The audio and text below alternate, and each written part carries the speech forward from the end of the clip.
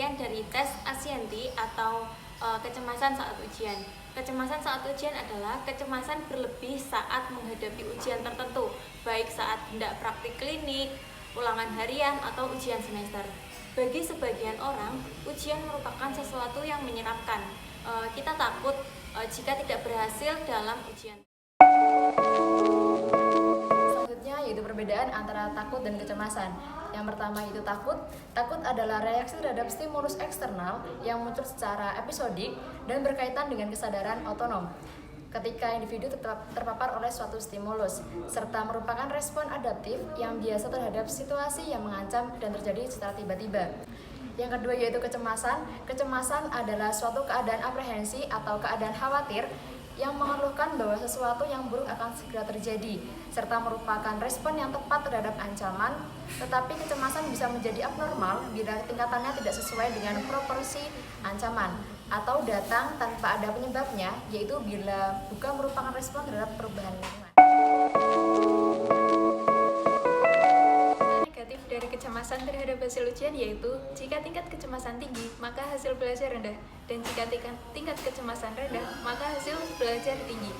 Jadi dapat disimpulkan bahwa kecemasan sangat berpengaruh terhadap hasil belajar mahasiswa. Adapun tanda-tanda kecemasan menjelang ujian sendiri, yang pertama yaitu berdebar-debar, karena ketika di bawah pengaruh stres, seseorang akan merasa jantung terpacu dengan cepat.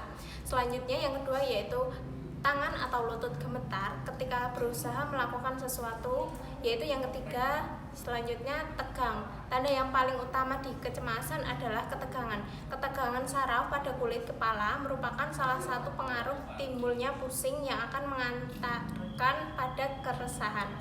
Selanjutnya yang keempat adalah gelisah, suatu ketidakmampuan tubuh dan pikiran untuk rileks atau berkonsentrasi. Selanjutnya yang kelima yaitu keringat terlalu banyak seperti pada hari yang panas.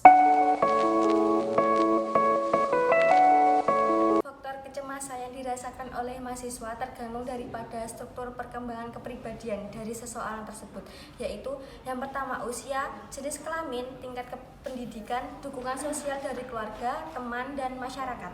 Faktor yang dirasakan oleh mahasiswa yaitu yang pertama sikap, suasana, lingkungan, keterampilan mahasiswa, dan perasaan kekhawatiran.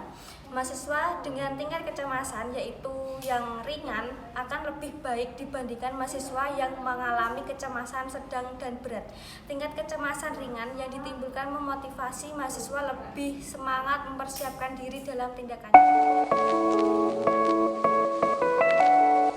Terapi untuk mengurangi kecemasan, beberapa di antaranya adalah yang pertama yaitu terapi spiritual.